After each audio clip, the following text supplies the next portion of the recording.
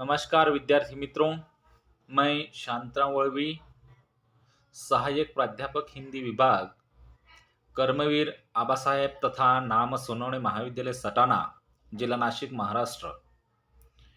आज हम तृतीय वर्ष हिंदी विषय स्तर प्रश्नपत्र तीसरा अर्थात हिंदी साहित्य का इतिहास जो इकाई भक्ति काल शीर्षक से है, उसमें भाग 3 संत काव्य की विशेषताएं, इस विषय पर संक्षेप में चर्चा करेंगे। आगे बढ़ते हैं। संत काव्य की विशेषताएं। मध्यकालीन भारतीय साहित्य में संत काव्य सबसे अधिक प्रभावी और परिणामकारक रहा। इसके प्रवर्तक संत कबीर और संत नामदेव माने जाते हैं। इनकी साहित्य की और विचारों की प्रमुख विशेषताओं को हम लोग आज चर्चा करेंगे। इनके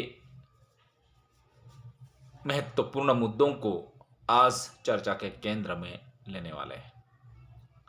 महत्वपूर्ण बात यह है कि संत काव्य जो है वो तत्कालीन भारतीय साहित्य की संपूर्ण संरचना को एक नया आयाम देता है, किंतु भारतीय संस्कृति की परंपरा को अक्षुण्ण रखते हुए और आगे की जो रास्ता है, आगे की जो भूमिका है, वो भी प्रशस्त करता है।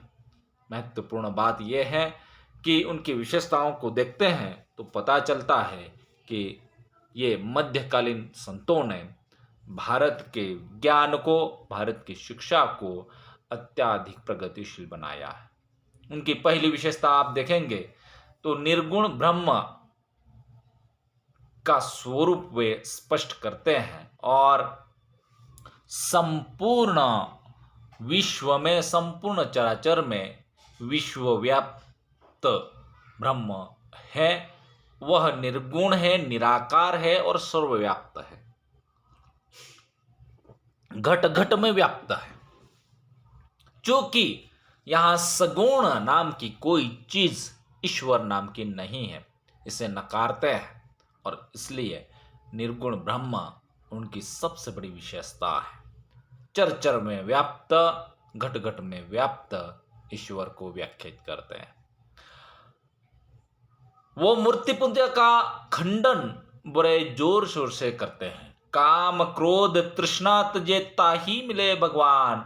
आपका काम, आपका क्रोध, आपकी तृष्णा वो नष्ट हो जाए, उसका विरेचन हो जाए, तब कहीं जाकर के आपको भगवान मिलेगा। इस प्रकार की भावना वो व्यक्त करते हैं और तब जाकर के आगे वो बताते हैं कि आपकी आचरण की जो शुद्धता है, आपकी आचरण की जो पवित्रता है, वह तब जाकर के समाज में, घर में, परिवार में दिखने को मिलेगी। तो मन की शुद्धता की वो बात करते हैं, न कि कोई मूर्ति का, न कि कोई आकार प्रकार रंग का। और इसलिए उनकी सबसे बड़ी विशेषता है अंत साधना। और इसलिए आप देखेंगे तो कर्मयोग को सबसे श्रेष्ठ मानते हैं और हठ योग जो कि आपके अंतर्विश्व को महत्व देता है, अंतर्विश्व को समझने की कोशिश में आपको सहारा देता है, सहयोग देता है, उसको महत्व। उनकी करनी और कथनी में समानता सबसे बड़ी विशेषता है और कहा जाता है कि समाज को, देश को, कौम को आगे बढ़ाना है तो तन और मन की शुद्धता पर बल देना होगा, शिक्षा पर बल देना होगा। इसलिए लिखा है, झीनी झीनी बिनी चुनरिया, ईला पिंगला ताना भरती, सुख मन तार से बीन चदरिया। कहा है कि आप अंतकरण से शुद्ध हो जाए। जब वो बात करते हैं कि अंतकरण से शुद्धता की बात जब हमें करनी है तो हमारे जीवन में सद्गुरु की महिमा को, सद्गुरु के महत्व को बहुत ही प्रथम स्थान पर रखना आवश्यक है। संत कबीर कहते हैं, गुरु गोविंद दो खड़े काकू लागू पाए, बलिहारू गुरु अपनो जिन गोविंद दियो बताए। पहले गुरु जो मार्ग बताए उस पर जाऊं बजाय ईश्वर के। तो गुरु का महत्व सबसे महत्वपूर्ण है। उनका सबसे बड़ा आप विशेषता की या प्रवृत्ति की बात करेंगे तो तत्कालीन भारतीय समाज में जाति भेद का कड़ा विरोध उन लोगों ने किया है। और अधिकांश कवि जो है वो निम्न जाति से, तत्कालीन भारतीय समाज के निम्न जाति से आते हैं। जैसे कबीर जुलाह जाति से, रैदास चमार जाति से, सेन जो है नाई जाति से, दादू दुनिया जाति से, सदन कसाई नाबादस डोम जाति से।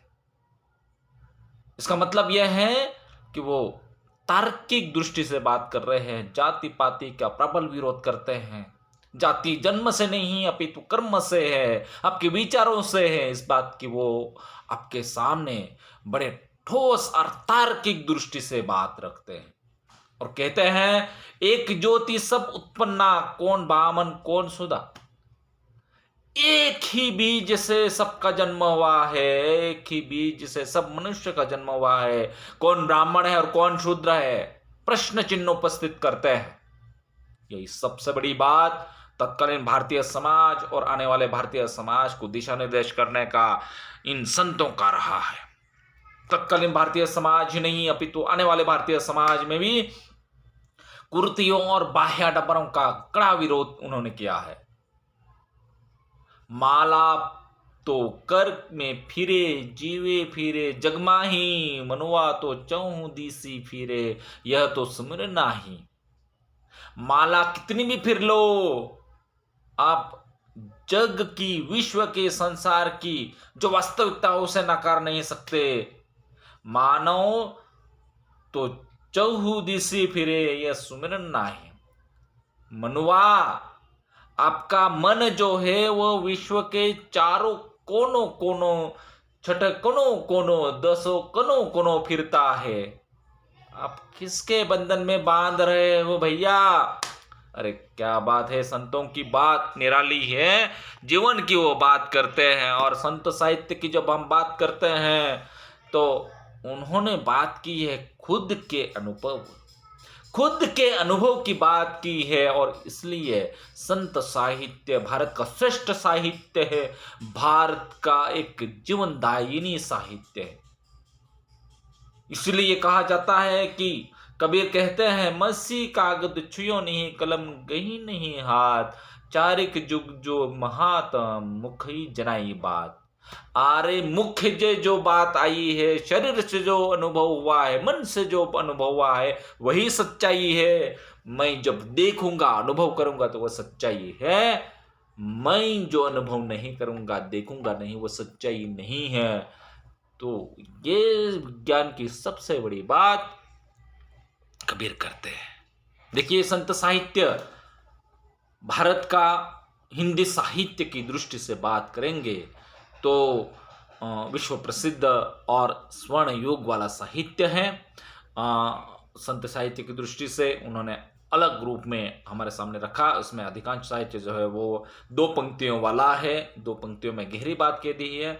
कुछ साहित्य जो है वो प्रबंधात्मक रूप में भी आया हुआ है, लेकिन वह अपवादात्मक स्वरूप है। अधिकांश रचनाएं जो है वो पद में आई हुई है और मस्त मौला स्वभाव के अनुकूल ये दो शब्दों में, दो पंक्तियों में अपनी बात कह जाते हैं। उनकी भाषा शैली जो है वो सर्वसामान्य लोगों को समझ में आए इस प्रकार की भाषा का इस्तेमाल किया, और इसलिए उनकी भाषा जो है वो जनता की भाषा है। और मध्यकालीन जो संतों का साहित्य है वो साहित्य अनुभव के आधार पर लिखा गया, और इसलिए इसमें सच्चाई 100% है। समस्त संतों ने सामान्य जनता के कल्याण हेतु अपना प्रवचन दिया, अपनी अभिव्यक्ति दी, अपना साहित्य लिखा। और हम बात करते हैं तो अज्ञान और अंधश्रद्धा जो है वो भारतीय समाज की दृष्टि से सबसे बड़ा अंधकार है, और उन्हें तर्क देने का, वैज्ञानिक सिद्धांत देने का काम जो है वो संतों ने किया है।